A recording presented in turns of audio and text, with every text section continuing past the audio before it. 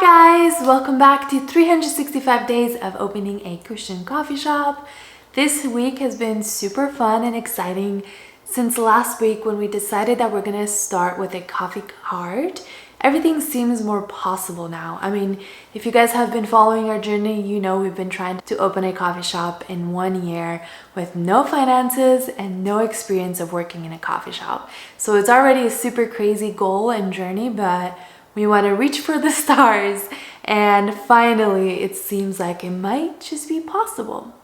Starting with the coffee cart is a lot cheaper. We don't even need to get an espresso machine, which I don't know if you guys know, it can be over $10,000. This way, if we're doing cold brew coffee, then we don't need an espresso machine and we don't need to buy a building, we don't need a lease. All we need to do is start with a cart. So that's what this week's project has been. I have researched and kind of looked at a lot of different images, saved ideas for coffee carts, and I think I finally got a design down. So the cool thing is I don't need the space for an espresso machine. The only thing that the cart needs to do is have a space for a cooler. That way we can hold our bottled iced coffees. Okay, here's what I'm thinking for our cart. My favorite photo I found as inspiration has been this one, and I just really like how it has a clear acrylic over the paint. And I really want to do that with our blue underneath. And then the difference is I will make a built-in area for a cooler. So far, I have found this really cute pink cooler on Amazon that I'm thinking about getting. I don't know if it's the right size yet. Like, we might need to buy 2 of them and find a way how to put 2 of them into the cart.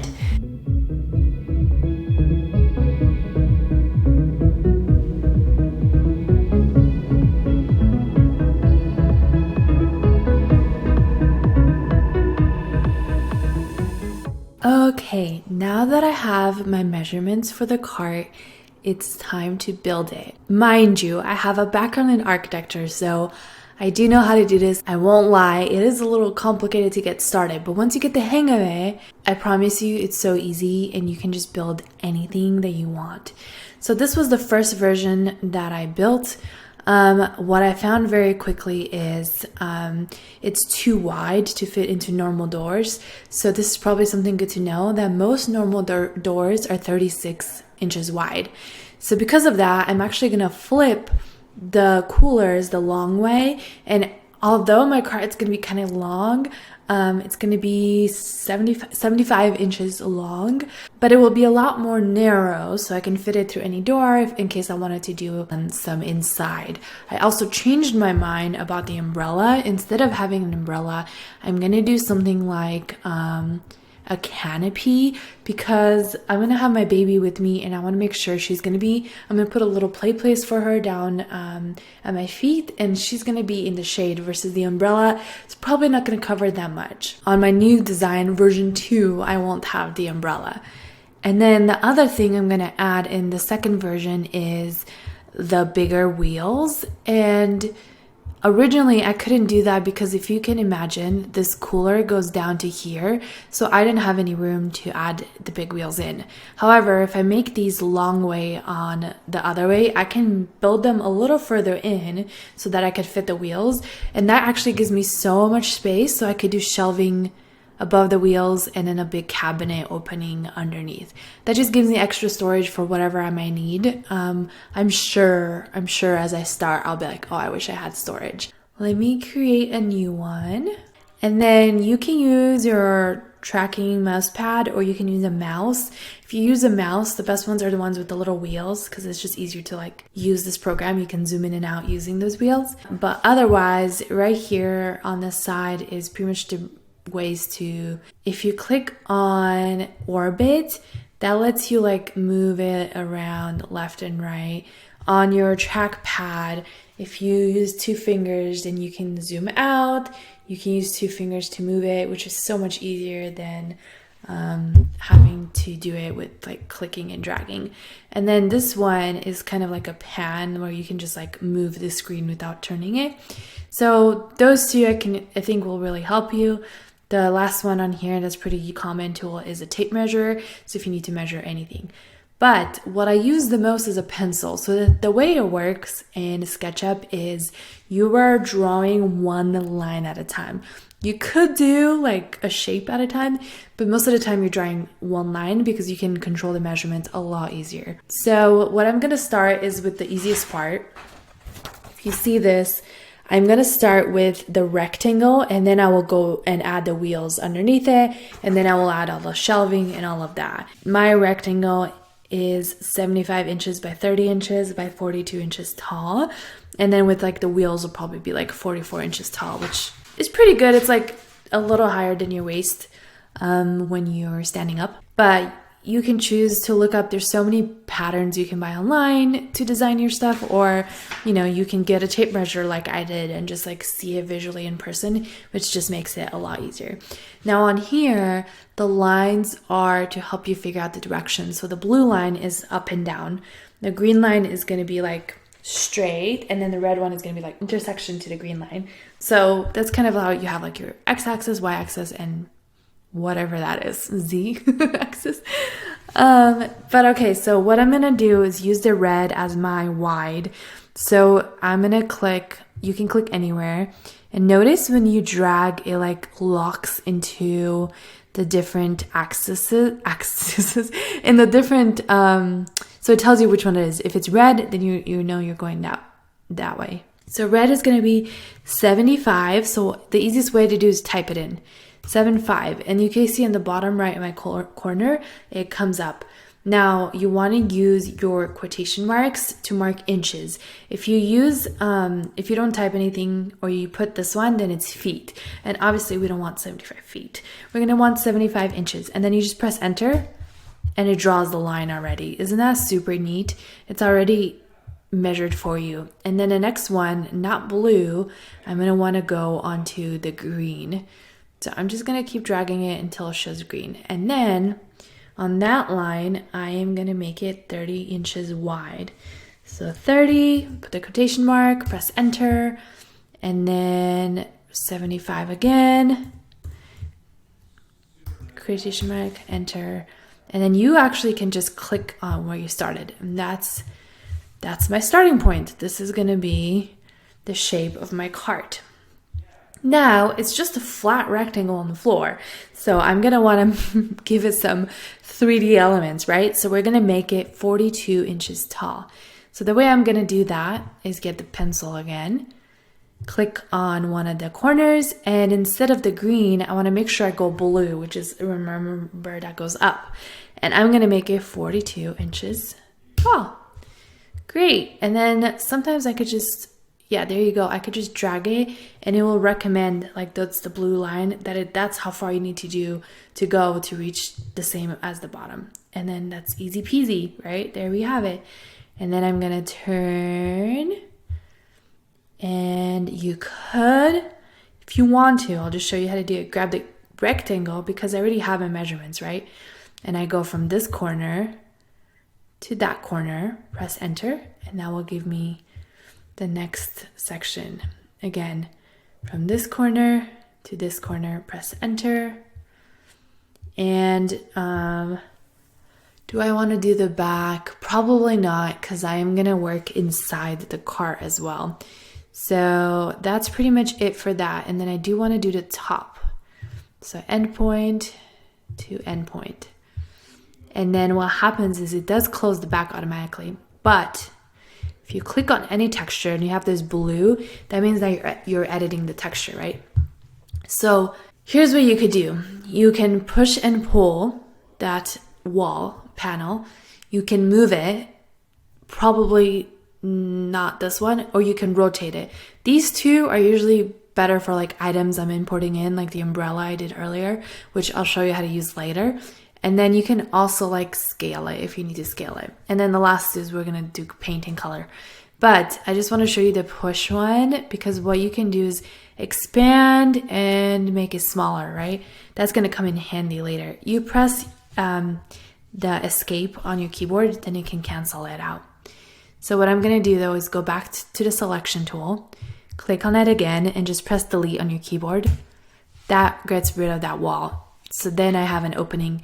That way I can kind of work on the inside because I'm going to be adding the wheels, the cooler, and all this other stuff in there. So bear with me. I will fast forward most of this, but I just wanted to show you guys how to use it. I'll probably pause at some points just to kind of show you different steps or tricks, but I'm not going to hold you guys for the whatever hour it takes me to do this. You're doing great, honey. You're doing the things you love the most right now. I know. I get to design my own very own thing, huh? Your own coffee shop. Cart. Even when the heart gets going, even when I've lost all control, I know that you're calling me to you. Okay, now what I wanted to show you is this is the color tool. So you can click on that and you can see the library of colors, but you can just click the browse button and then it comes up with all these categories. It's kind of limited. I do know there's a way to add in your own. So let's just pretend it's like this color because that's pretty-ish close to that one. So we will pretend this is my cooler. And honestly, for the cooler, the reason I just wanted to buy this is it's cheaper and it does show on top. So I thought it'd be like a cute way to do it. And then while I'm here, I also want to show you the library feature, which you can add.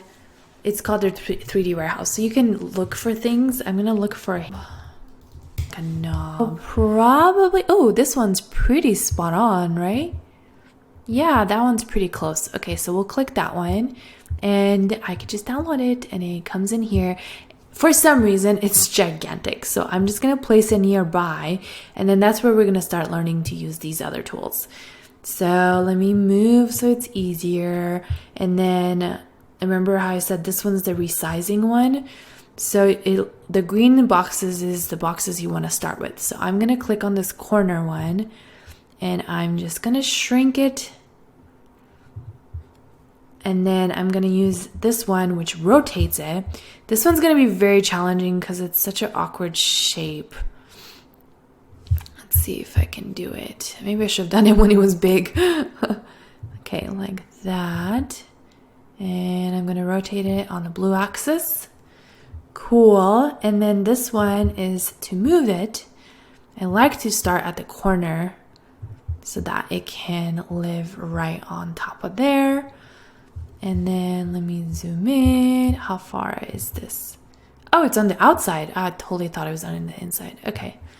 So probably move it a tiny bit more. And then it's still too big.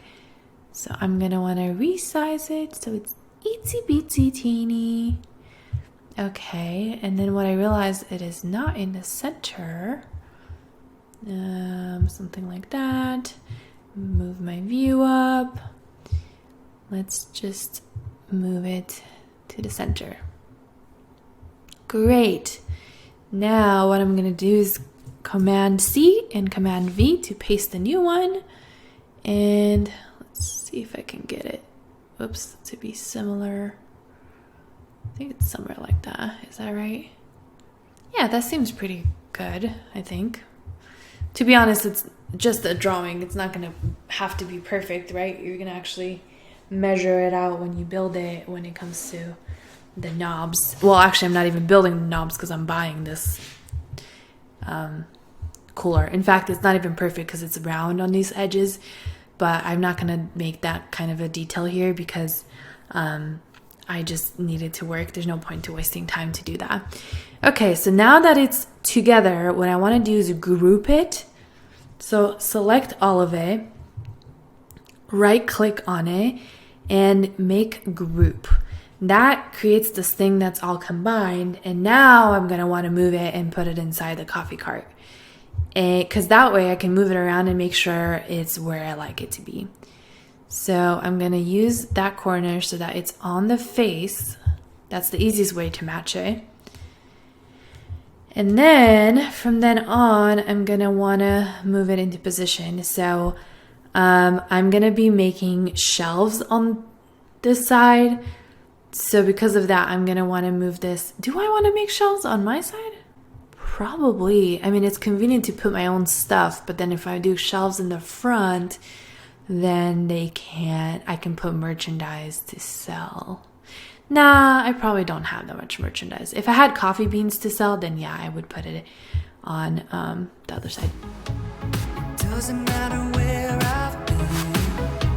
This love isn't based on what I've done. Jesus, let your love take over me.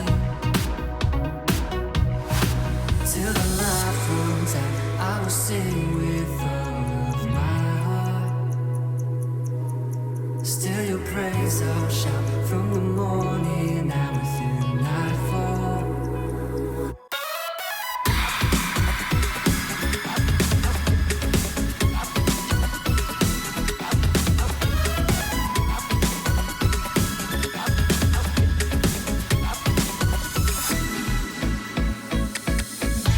Despite all my best intentions, I always seem to come up short. But I cannot escape your grace, oh God. Because of your relentless pursuit, I owe everything I am to you. Forever I'll sing, forever I'll sing. Till the life runs out, I will sing with all of my heart. Still your praise I'll shout from the morning hour through nightfall.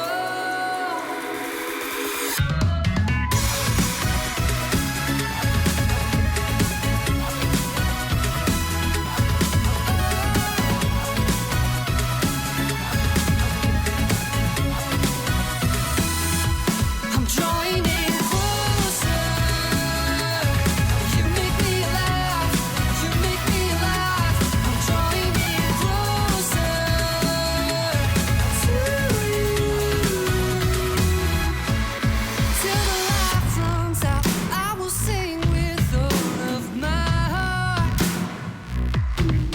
Still your praise I'll shout from the morning hour through nightfall.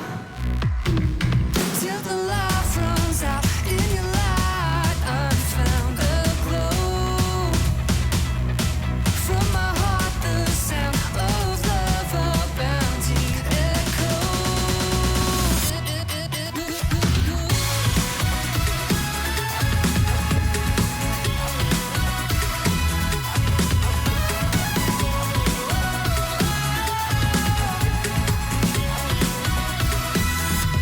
I'm drawing in closer. You make me alive. You make me alive. I'm drawing in closer to you.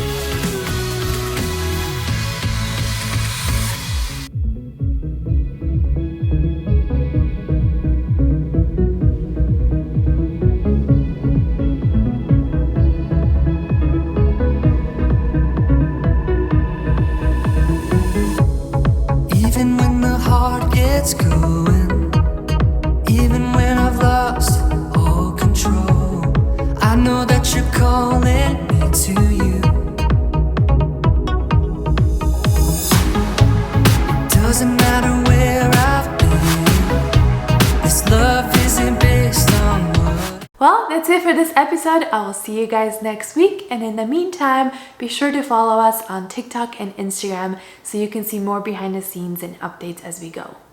Bye!